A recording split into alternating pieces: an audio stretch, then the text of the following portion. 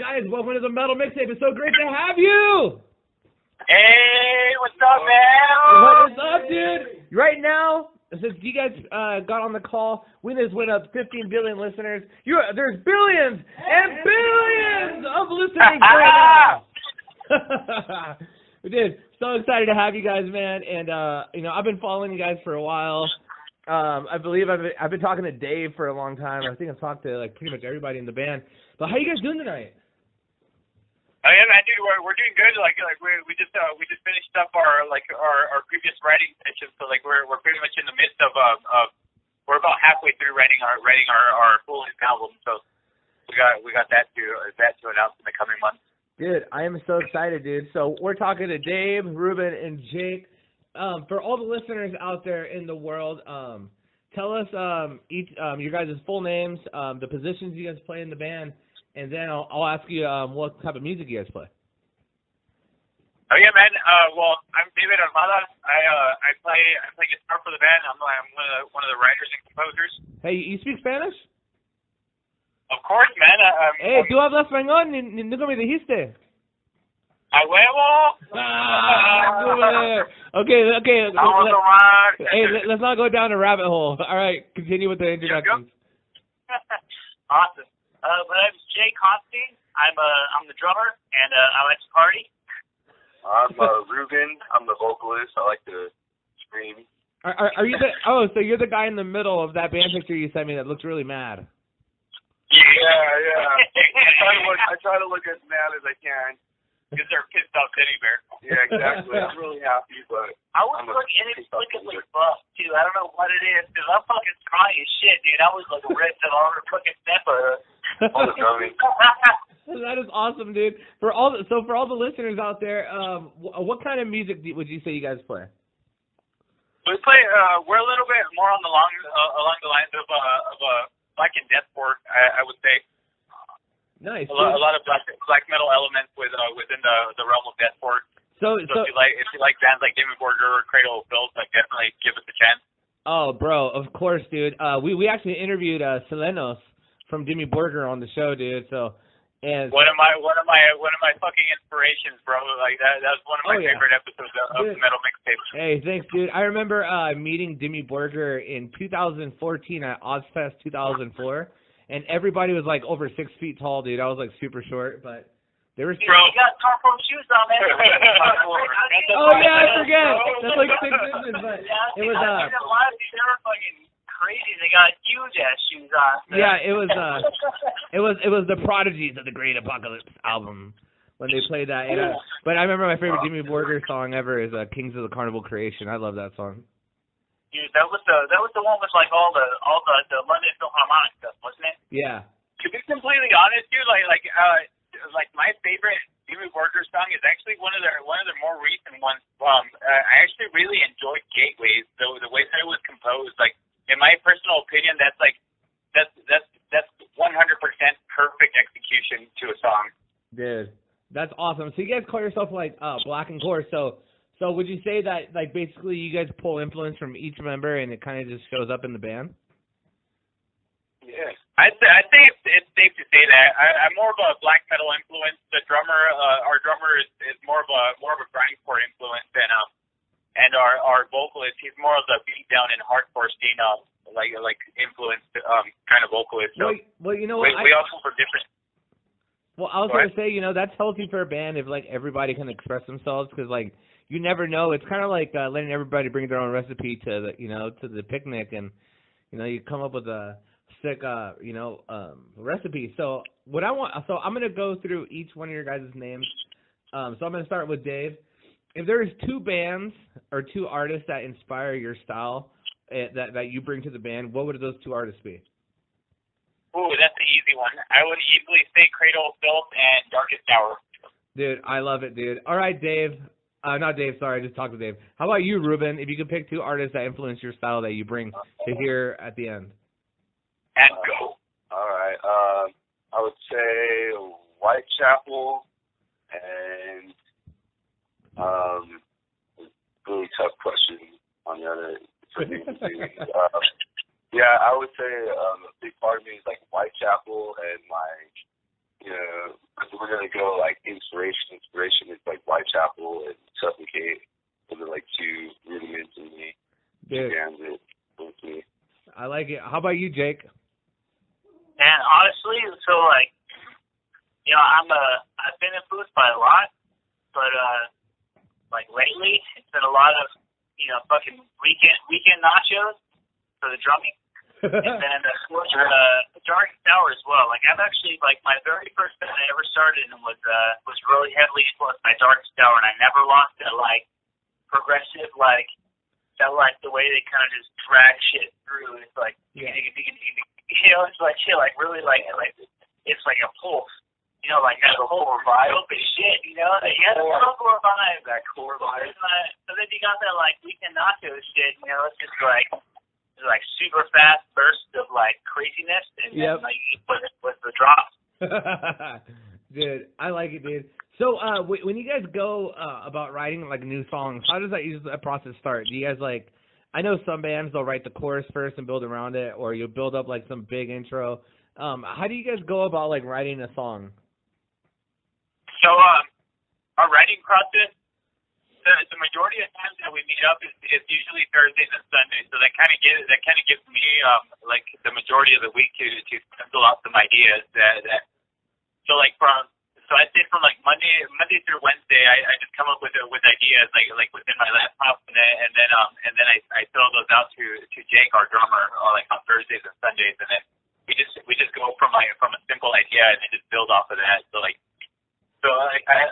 I want to say that we like to pre-program our music, but we really don't in a way. Like we really only pre-program our general ideas to what we want in a song, and then after we come up with the general consensus, like in terms of what we want, we just build off of that. Yeah. Dude, hey, I like it, dude. So how about the lyrics, man?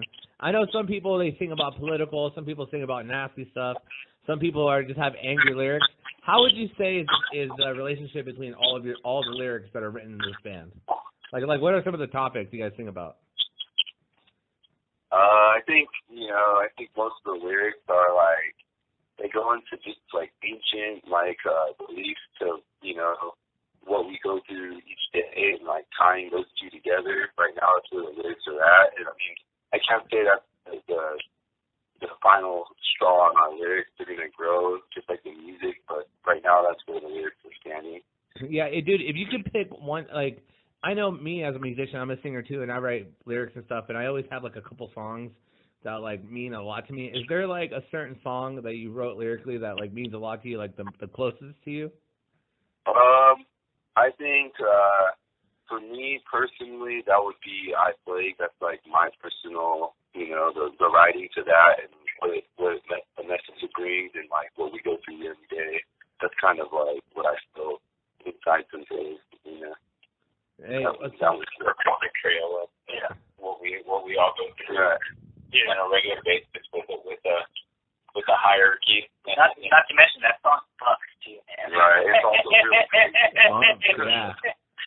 So, dude, I think that's totally awesome, dude.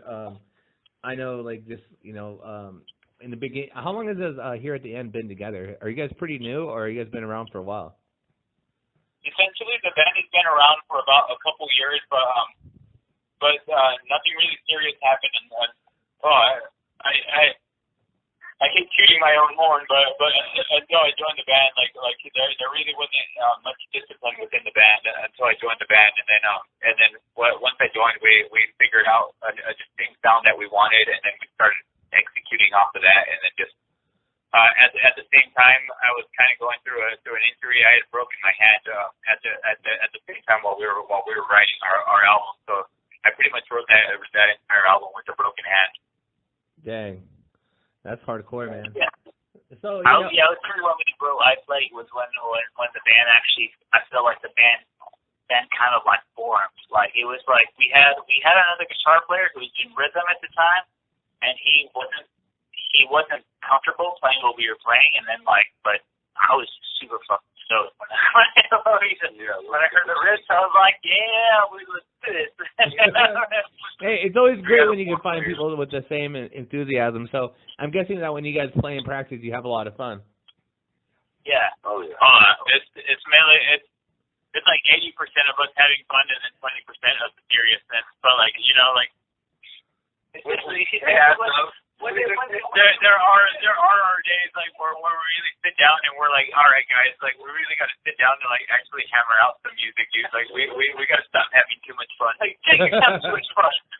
Which is essentially literally what Jake said. Is like, Jake, you're having way too much fun. You gotta calm down. Yeah, one can't be having too much fun. It's too much, you know.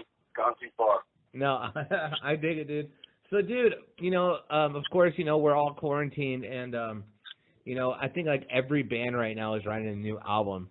So now that you guys have like so much time, are you guys really putting in a whole lot of work into this album and kind of like maybe want this to be like like your stepping stone? Like now that you have all this time and no pressure to playing shows, like have you guys taken any extra like preparations to write new songs? Because I know when like a lot of bands write new songs, they want us just to play shows and play them right away. But now that we have so much time, has your writing process changed at all?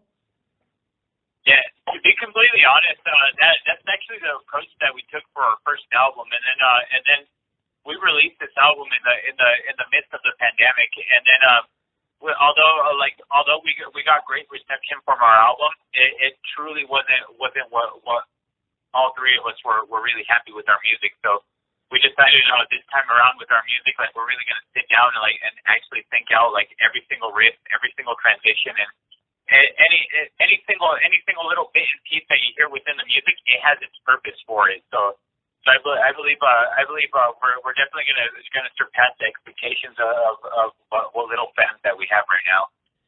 Yeah. And hopefully it brings in it reels in some different bits as well, because we're definitely adding a little bit more elements like within the more modern metal genres. Yeah. No, I completely agree, man.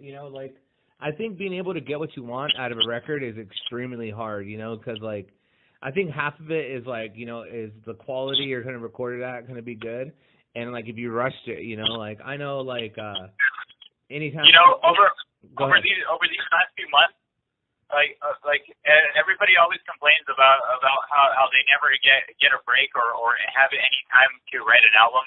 Honestly, if you didn't spend these last 4 or 5 months like writing towards your band's music, then you're, in my personal opinion, you honestly weren't that interested in being in a band, because like these last 4 months were nothing but a hangout for musicians. Yeah, no, it's pretty much, dude. And honestly, I've seen almost like any band I know just writing complete new sets, But a lot of our closest friends, a lot of our friends are in really good bands.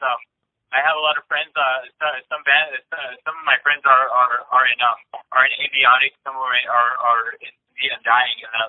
Pretty much every single band that I know, they're all grinding hard right now, trying to get the best out of this messed up situation that we all find ourselves in. Because right now, for the time being, there's no clear sight to when we're going to have shows again. So literally, the best thing that you could possibly do as a band, figure out the best way to how you could be a band and how you could push out your image.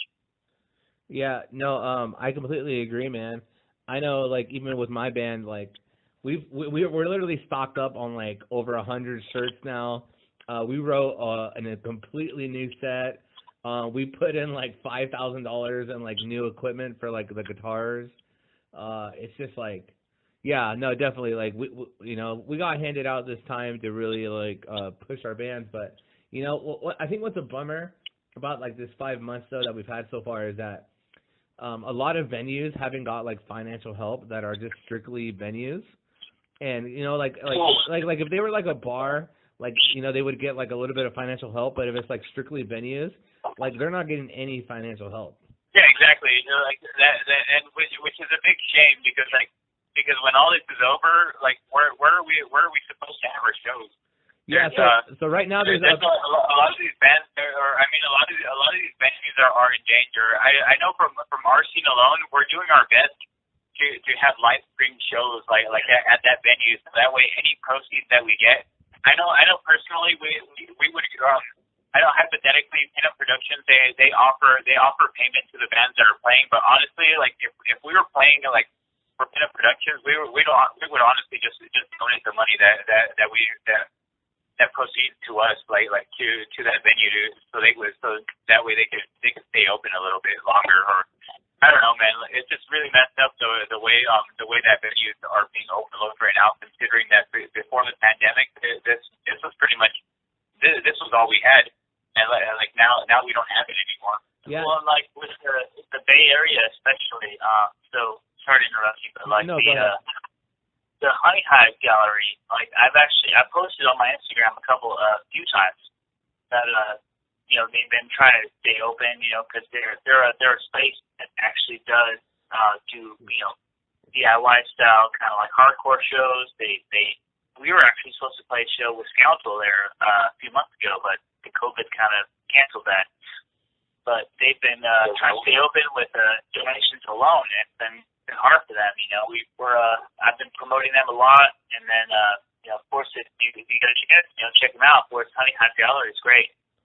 Oh yeah, no, I dig it, dude. And there's a lot of big musicians right now doing posts on Instagram about trying to sign a petition to put a new bill out that will help out music venues, because that's like one of the only places not getting released. But right now there is a petition and a bill getting written for that specific reason. So I hope it passes. Exactly. Yeah. I think it's for self contractors as well. So that's. I honestly just I want that to pass. I believe musicians and people within the music business have been far too overlooked, especially since they're the main people providing us our entertainment. Yeah, basically, like, we're fucking culture right now, dude. Yeah. Like, honestly, like, without music, there would be literally nothing.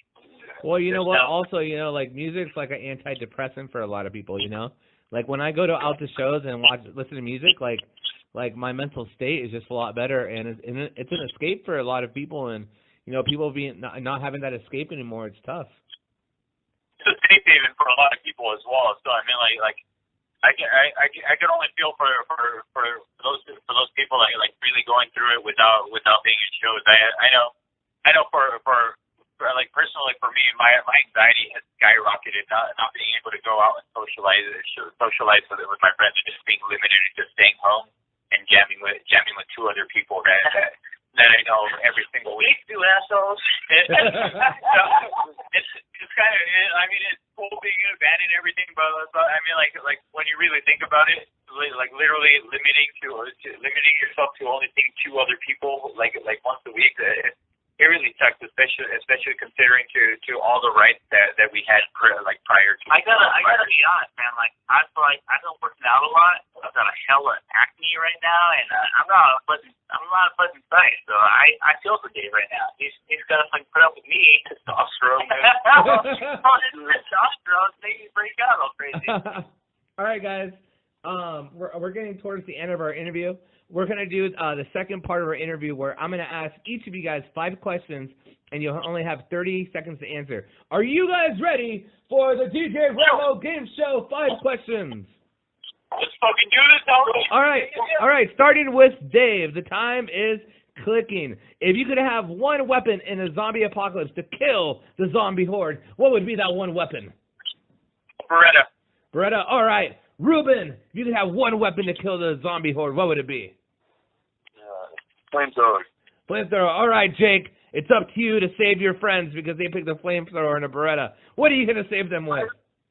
Honestly, it needs to be something that doesn't have to be reloaded. I gotta have the bat. I gotta have the bat to hit the brains out. If they miss the shot, I gotta have that bat. All right. Starting with you, Jake. We're gonna flip the order around. If you could be any superhero or any supervillain that best represents your personality, who would it be? Ooh, shit. How about this? Hold on. How about this? Throw an anime. Go. I'm sorry? I said you can throw in anime characters too. Akira, dude. I'll be fucking. I don't know many anime guys. I would fucking be superhero. What was that, Jake? Sorry. So if you said anime, right? Yeah, or anime or superheroes, anything. Oh, anime. So like, if it was superheroes, I would say Deadpool. If it had to be strictly anime, I would say Akira, because like I love. So I'm a huge fan of like both those things, but like the fact that like Deadpool is immortal and that he's like I've read his comics. He gets his like headshots up. He goes to the head bag and shit. Like that's just rad. He's so cool. All right, your 30 seconds is up. All right, Ruben, if you could be any superhero, any supervillain, or anime character, who would it be? Deathstroke. All right, sounds good. Quick and easy. All right, Dave, you could be any superhero, supervillain, or anime character. Who would it be? I would say Jiren, because of how bad it beat the shit out of Goku. Hey, bro. Hey, don't be... Hey, remember that Frieza 17 and Goku knocked out Jiren, and he lost. So remember that, bro. And you know what? When Goku mastered Ultra Instinct, Jiren didn't have a chance, bro. So go ahead with your second place. Can I have my turn now? Hey, I'm a master. If it wasn't for Frieza or Android 17, it would have been over for the entire universe. Hey, Dave. Jiren had everybody's match. Hey, Jiren straight up raped everybody, dude. Hey, check this out, bro. I didn't see Gypso or Topo trying to help out Jiren, so maybe they should learn how to work together, you know? Hey. I'm not here for the politics, okay, brother? No, man, I totally agree with you, bro. I'm just saying, like if I could have a favorite villain out of all the Dragon Ball series, it would be Jiren, just because of how much Goku learned off of him. Hey, you know what? Just to throw my 2 cents in there, my favorite character ever is Vegeta, because I think out of that whole storyline, he has the best arc. Absolutely, I wholeheartedly agree. Vegeta has always been my favorite character. Vegeta's shit. Dude, he went from like destroying planets to being a great dad. I mean, Goku had to let off his son to Piccolo, for God's sake. Destroying planets to being a great dad. My God, you hit the nail on the fucking head, brother. All right. Let's go to our next question. Starting with Dave. If you could sit in to play a set with any band from any era, what band would it be? I still gotta stick with my favorite brother. It has to be Darkest Hour. Fucking Chris Norris, man. He's honestly my biggest inspiration. All right, sounds good. All right, Ruben, what about you? If you could play in a band and play one set in any era, what would it be? On a Warpath. All right, Jake. What about you? If you could play in a band for one set in any era, what band would it be? Dude, honestly, Edge of Fall. Who? Edge of Fall. Oh, okay. Everything that Chris Paul speaks of shit, dude, just like the props are insane. Like, All right, okay. We're on our 4th question. All right, we're gonna start with Ruben. Ruben, what is one food that you find absolutely repulsive and disgusting? Oh man, I'm really a big eater. It could even be a condiment. 1, 2, 3. I gotta count these. Regular mustard, straight mustard. I hate mustard. All right, Dave. What is one food that you find disgusting? Homie, I would have to say tomato. Really? Yeah, I can agree if I. Yeah, you see, I love ketchup, bro. I hate tomato. Like I just hate the texture. I hate the texture. Don't judge me. I'm just saying. Okay. How about you, Jake? What is one food you find disgusting? Oh man, so I want to be controversial as fuck here because I'm a vegan, so I'll say meat. Oh, man. I'll say bacon, dog. Bacon's fucking gross. All right. Final question. We're gonna end the interview. We're going to start with Ruben. What is one band that you listen to or artist that your bandmates don't know that you listen to on your own? Oh, man. Hard one. Linkin Park. I love Linkin Park. All right, Dave. What is one band that you listen to that your bandmates don't know that you listen to? I'm not entirely sure if they know that I listen to them, but like they know that I love clean singing, so I'd have to say Pierce the Veil. Pierce the Veil's like honestly one of my favorite bands, dude. Until there's nothing left. Hey. Don't want to see it there anymore. Yeah. But it's fine. I know it's not the the most metalist of things, but like, it's just a guilty pleasure kind of thing. Dive on the floor. Okay, Jake. What is one band that your bandmates don't expect that you listen to? Oh man, so honestly, I'm a huge synthwave fan. I love that like 80s throwback, like electronic and stuff. Oh my god, it's like some of my favorite stuff, especially after I'm done like blowing my brains out here at the jam space. I'm like, I gotta listen to something that's not death metal. But Cassie Fry, oh my gosh, she just put out an album this year and it's so good. For sure. Well, hey, we're talking to here at the end, here on the Metal Mixtape in Ashland, Oregon, to the billions and billions of... My co-hosts aren't there on that one. Billions. Thank you, guys. Hey, Josh is out of the room. My co-hosts are falling asleep over there. Thank you guys so much for having us, brother. Yeah, thank you guys so much. I appreciate it. And you guys were a super fun interview. And for the people that missed this interview, I'm going to upload it onto YouTube tonight. So it will be for your hearing pleasure tomorrow. Oh, yeah, man. Hey, well, hey. Thank you so much, Omar. Hey, of course, brothers. You guys have a great, safe night. And next year, let's do this interview again. Hey, in person, okay? Sounds good, man. I'll cook carne asada and tamales. I got you, brother. I got Okay. one last thing. What's one up? last thing. So you recently had a baby, right? Or your girlfriend had a baby, right? Yeah, 5 months. I just want to say congratulations. I mean, I've been listening to you guys for a minute, and like,